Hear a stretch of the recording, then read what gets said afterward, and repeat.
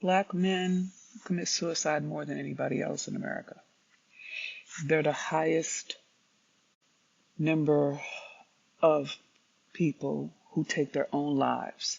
The numbers have been on the climb for both black and Hispanic men, okay? Um, Significantly from 2000 to 2022, all right? And I was reading different things, and I just want to read this to you so you can hear it, especially if you love a black man, whether it's your son, your father, your uncle, your husband, your I don't know, your cousin. This is important, okay? And I'm reading this from cliniciansofcolor.org. In light of the death of Stephen Twitch Boss yesterday, I felt compelled to write about an increasing struggle for black men. Suicide is a serious public health issue that affects people of all genders, races, and ages. However, black men in the United States face unique challenges that can increase the risk of suicidal thoughts and behaviors. According to the Center of Disease Control and Prevention, CDC, black men have the highest suicide rate among all racial and ethnic groups in the United States.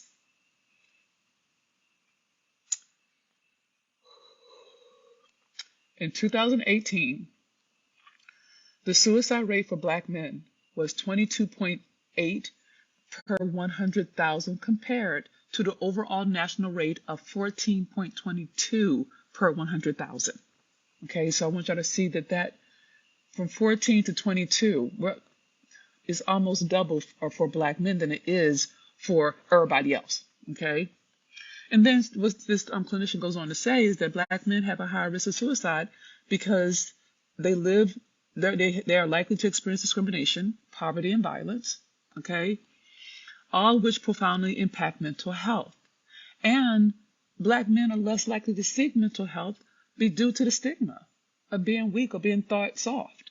Okay, and there's also access. A lot of times, black men who are dead or found dead, they don't rule it as a suicide. They don't call it a suicide. They don't label it. So it never gets the attention that black on black crime gets, you know? And so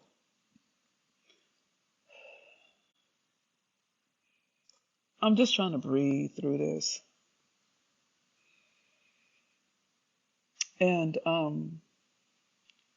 for those of us who do struggle or work through or manage or transform our relationship to depression and anxiety and trauma and triggers and holidays and expectations, all the things that when you're alone by yourself and you listen to the whispers, they can get really loud and they sound very, very convincing. So mental health, mental wellness, emotional wellness, healing is not a game. And black men don't have the social permission to say, I don't feel good. I'm hurting. There's not a lot of safe spaces for them to speak that without ridicule or man up and all that they even say to each other. So my point is, you never know whose life you're going to save. Just by saying how you doing, asking a question, being kind to somebody. Sometimes you can't tell your wife or your husband. Sometimes you can't say it to people, especially if you're a public figure like Twitch. Who are you going to tell? He was on the Ellen show, her DJ, a producer. You know, how are you going to be this happy-go-lucky guy and say that you don't want to live? How do you do that? How do you do that?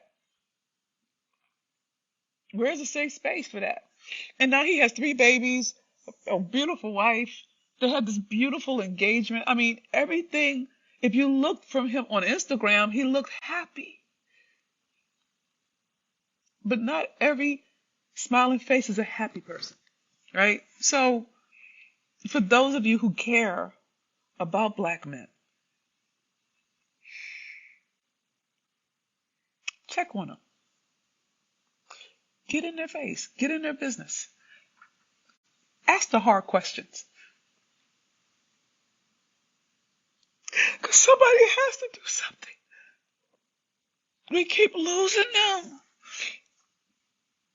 at their own hands, whether it's suicide or gun violence.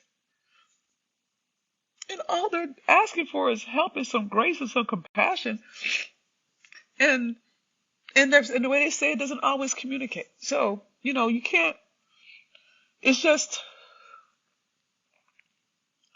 I feel like we keep losing them.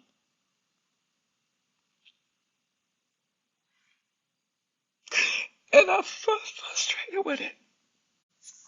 I'm frustrated with it. So, anyway, my point is, check on the black men in your life. I don't care if they're friends or fathers. I don't care who they are. Just check on them. And ask them, look, dude, how you doing? Do you want to take yourself out? If you, I mean, look, is there stuff you want to get off your chest? I'll listen. One of the things you can do for any human being is just hear them out. Just hear them out. And you have to keep in mind that black men are positioned as a threat, so they don't get a lot of grace. They come in defensive because they have to defend. And that's not taken away from any other culture, any other group, any other gender. I'm just saying, as women, we have permission to say we have mental health needs. Men across the board don't have permission to say it. And black men are penalized if they are considered weak in ways that is just really, really violent. And so I just need you to understand. I need y'all to really take the case, especially for my sisters in success. I need you to take the case that black men are human beings who haven't had the safety to articulate bad things that have happened to them, how they feel, even to process their own emotions. They don't have as much language as we do because we've been practicing at it longer. If you love a black man, or for those of you who have black men that you love, one of the best things you can give him is your ear. And recommend therapy. Not as a fix-it, but a safe space where he don't have to worry about offending nobody. It makes the difference. There's an organization that I raise money for called Black Men Heal. .org. It's a nonprofit, and they have a thing called King's Corner, and it's just for the men. It's for the men to talk about their mental health. It's like their Oprah. It's like their round table. And I'll get the link and I'll put that in. I'll put the link in here, right? But fundamentally, what I'm saying is, one of the things we can give to black men is a safe space to not to have to be strong. We want it from them all the time. We want it from them all the time. And I'm going to encourage you to give what you want to receive, because you may save his life. Yeah. You may save his life.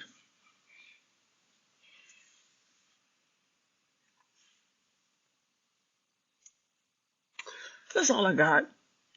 This is Dr. Venus. Please share this video. Thanks.